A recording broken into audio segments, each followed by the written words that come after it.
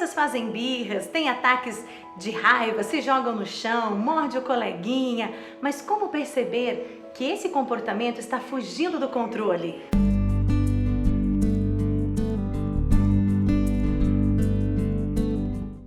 Bem-vinda, Tatiane, mais uma vez conosco aqui no Tal Mãe, Tal Filho.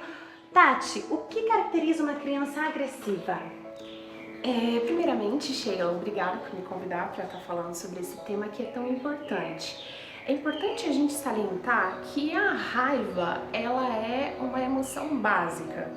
E isso vai fazer com que a criança ela possa vir a ter algum comportamento agressivo.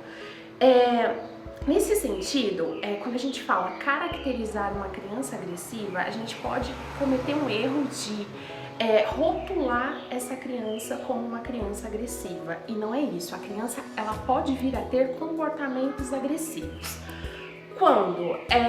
Quando na escolinha ela chuta o coleguinha, ela morde, ela começa a ter primeiro, dar indícios desses comportamentos em casas e depois na escola isso acaba ficando mais intensivo. Então, caracteriza uma criança que é agressiva. Isso, existe uma fase que a gente pode considerar normal ou não, né? E existe também graus de agressividade, tipo, isso aqui até que é comum nessa fase de descoberta, ou não, né? Ou qualquer reação nesse estilo já caracteriza, assim, uma certa tendência. Quando a gente fala de emoções, a gente está falando sobre a nossa humanidade, né? Então, o ser humano, ele sente tristeza, ele sente raiva, ele sente dor, isso é natural. Então, é natural a criança sentir raiva, porém a raiva, ela é um sentimento secundário, ou seja, antes da raiva vem o primeiro sentimento, que é o sentimento de tristeza. Quando nós adultos começamos a sentir raiva, quando nós somos desconsiderados, quando nós sofremos uma injustiça, por exemplo, no trabalho, no familiar, enfim.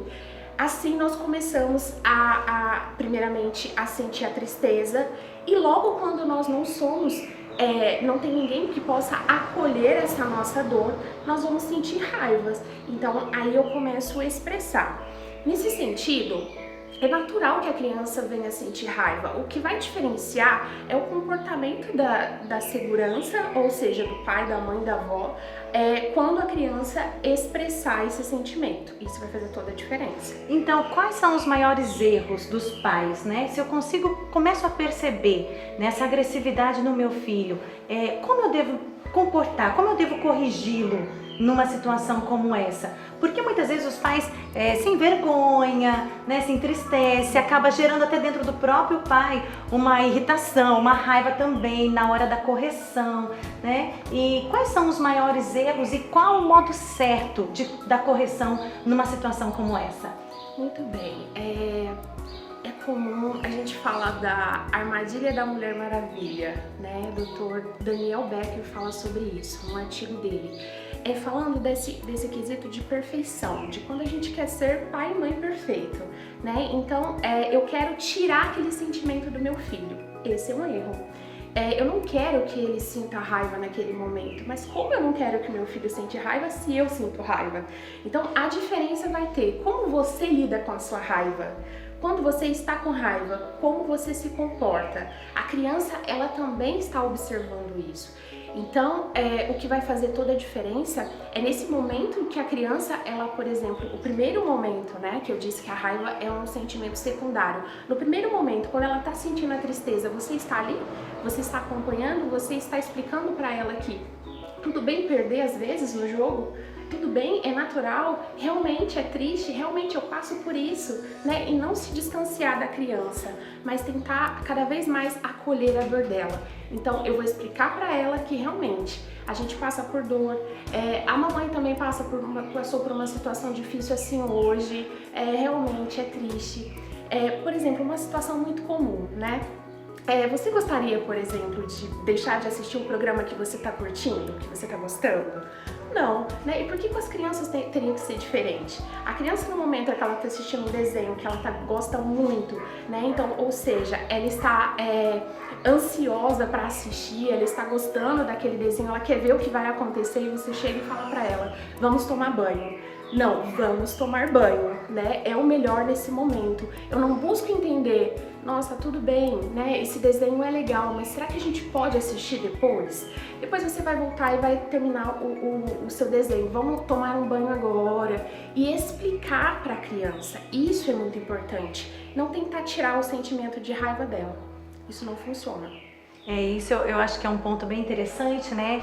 Essa questão de sempre ter o diálogo, né? Porque é bem isso, pai e mãe também sabe qual é o melhor momento, né? Tá ali, talvez a criança quer fazer alguma coisa, você não vai poupar o seu filho de algo que ele precisa fazer por causa do sentimento dele, mas é importante esse diálogo, essa conversa, né? Ainda que ele acolha ou não acolha, aí sobressai ainda a autoridade de pai e mãe, mas é importante a criança perceber que existe um diálogo, né? Existe um momento para conversar, para tentar também compreender, né? Se a criança às vezes já consegue explicar, falar alguma coisa, né? Ela vai conseguir se dizer e você vai conseguir dialogar melhor com essa criança. Então é muito importante de fato esse ponto, né? Mas sem perder, claro, a autoridade de pai e mãe que sabe o que precisa naquele momento. A criança às vezes quer continuar brincando, mas tá na hora da comida, tá na hora do lanche, né? E ali você vai também né, com essas dicas que a Tati está trazendo,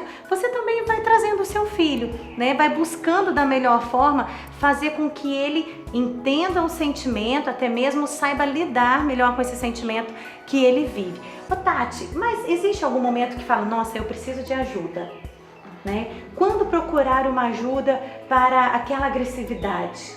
Meu filho, ai meu Deus, não tem, gente, é muito difícil, a gente tenta de todas as formas. Qual é o momento em que eu percebo que eu preciso de uma ajuda psicológica, que eu preciso contar com alguém para conduzir melhor o meu filho nesse caminho? A gente sabe que ser pai e ser mãe é muito difícil, né? A partir do momento que você conversou, você explicou, você já identificou que fiz tudo o que eu poderia ter feito, né? Já conversei com meu filho, dialoguei, tentei ajudar de várias formas, conversei com a escola e tudo mais. Não tenho mais o que fazer, né? Preciso de uma ajuda de um profissional. Esse é o momento de procurar um psicólogo. Informando também que quando as crianças, por exemplo, chegam no meu consultório, o meu olhar não é somente para o que está acontecendo com a criança, o meu olhar é para a família. Então o psicólogo ele vai identificar como funciona essa família. O ambiente também que aquela criança está. Sim, qual é o processo de funcionamento que existe ali. E a partir disso vai começar uma compreensão, um estudo para começar a fazer algumas intervenções dentro daquele caso. Então a importância de procurar um profissional é de que o olhar não vai ser só para a criança, eu também vou ser ajudada, o meu esposo vai ser ajudado, essa família vai ser ajudada. Dentro de casa, né, vamos dizer, existem as realidades da escola, onde a criança são ambientes mais propícios que as crianças hoje frequentam, né? Dentro da realidade, devido também a esse tempo de pandemia, mas existe a realidade que a criança frequenta uma escola, a criança frequenta a sua casa, né? Esses dois ambientes eu acho que são muito fortes dentro da criança no tempo da infância. Existe algo que os pais podem fazer para contribuir para que os sentimentos das crianças eles se encaminhem de forma tranquila? Uma dessas formas, né, de contribuição, primeira coisa eu sempre reforço, mas que é muito importante, é o acolhimento, né? A partir do momento que eu acolho o sentimento dela, ela vai se sentir segura. E aí eu vou conseguir conversar com ela de uma forma diferente. Eu não estou impondo, eu estou querendo te entender, eu estou querendo te compreender. A partir disso, desenhos, né, tinta, eu gosto muito particularmente no consultório, eu trabalho com tinta, com massinha, isso ajuda bastante, porque quando a gente fala de um sentimento, de expressão de um sentimento, a gente fala de uma organização. Nós adultos, quando sentimos raiva, nós somos maduros. É difícil conter e expressar de uma forma mais organizada. Imagine uma criança que é imatura, né? Ela não vai conseguir se expressar de uma maneira organizada. Então a forma que ela tem é desorganizada. E ali eu preciso não ser somente um elemento para conter aquela criança, mas sim de compreender. Isso é importante falar. Então, é uma dica que eu acho muito valiosa, né? Isso que você trouxe, porque também existem brincadeiras que ajudam, como a tinta, a massinha, que contribui até mesmo na tranquilidade, na serenidade. Talvez um dia que você perceba que o seu filho está mais agitado, mais birrento, nervoso. Então, proporcione brincadeiras que o leve, né, a uma serenidade, a acalmar os sentimentos, né? E essa rotina dentro de casa, é isso que você disse. Você que é um adulto, né? Nós que somos adultos, quando contrariados, pego de surpresa, uma coisa que você gostaria de ter feito e não deu certo, é natural o sentimento, né? Então, viver dentro da casa de uma forma, com uma rotina, isso contribui muito, né? Eu vejo quanto contribui para as crianças. Elas já preparam o sentimento para aquilo que vai viver, né? Isso acaba ajudando também.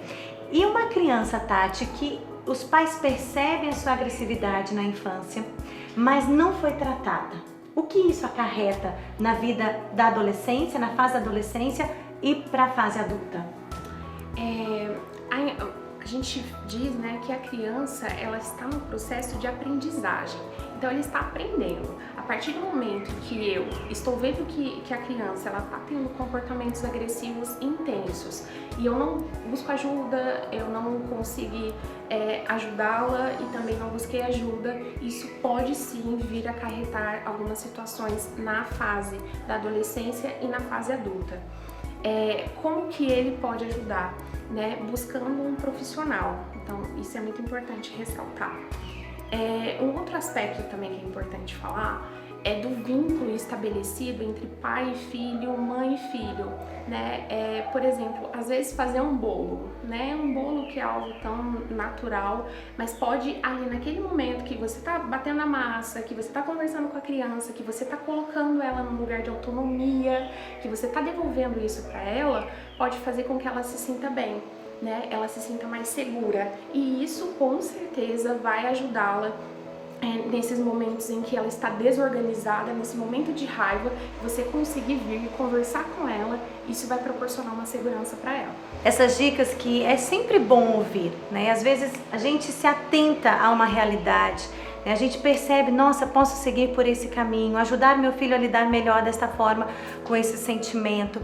E é importante demais a gente estar atenta aos nossos filhos, olhar, né? Perceber de fato, observar o comportamento, numa brincadeira, com amigos, com o irmão, né? A gente estar atento para que possamos corrigir da melhor forma e, se necessário, buscar também uma ajuda, porque esse tempo, como a Tati disse, né, de construção, de formação da criança, se nós buscamos dar aos nossos filhos a melhor formação, né, aquilo que está ao nosso alcance, para que ele se torne um adulto maduro, equilibrado, como é importante. Com certeza o resultado será uma vida muito mais feliz.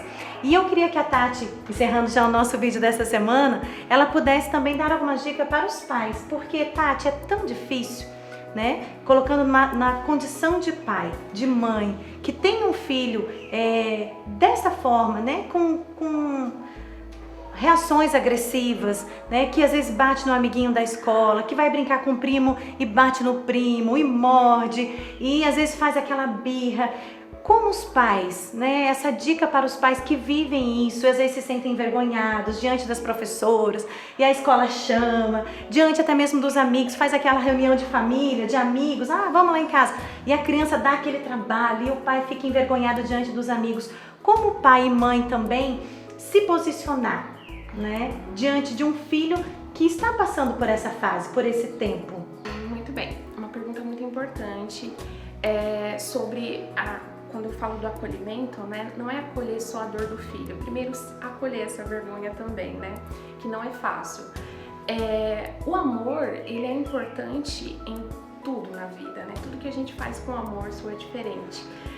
Quando você se coloca nesse lugar de eu vou acolher o meu filho porque eu o amo, porque eu preciso compreender o que ele está vivendo nesse momento, isso já faz com que tudo seja diferente. Ali eu já consigo comunicar com o meu filho que ele está tendo um lugar de segurança. E a partir desse momento, não usar nenhum tipo de pensamento que coloque esse filho num lugar de agressivo, no lugar de que me responde, de que é desobediente, meu filho é desobediente, meu filho é agressivo, ou seja, eu estou rotulando ele. Quando eu saio dessa linha e eu consigo proporcionar para ele um amor, um olhar diferenciado, isso já pode tornar todo o movimento ali da relação diferente.